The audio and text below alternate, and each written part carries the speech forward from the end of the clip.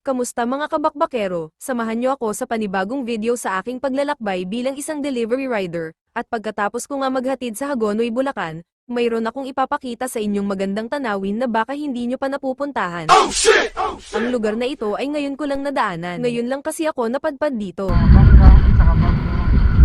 May yacht dyan. Oh, may bangko. Tingnan po doon. Ang lugar na ito nga pala ay parte ng Bulacan. Shoutout nga muna pala sa lahat ng mga taga Bulacan. Mabuhay po kayo hanggat gusto nyo. Lalagyan ng kubo. Dinidevelop na nila to.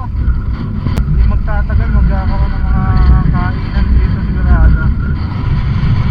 Tapos gagawin parang pasyalan. Ganda naman dito, Bagong Bayan Street. F. Candaya.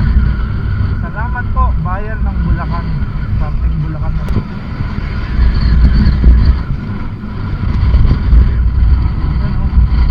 Pasyalan talaga. Umihan Sport. Ito pwedeng ano doon. Baba ng dito, no? Ayan o, mga bangka. Speedboat. Tapos may mga namimingwit. Yan, ang sarap naman dumayo dito para mamingwit. Makakatuwa naman dito, men.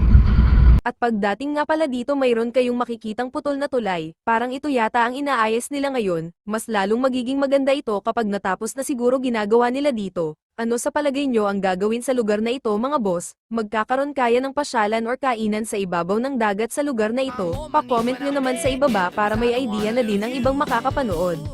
Hey, yeah!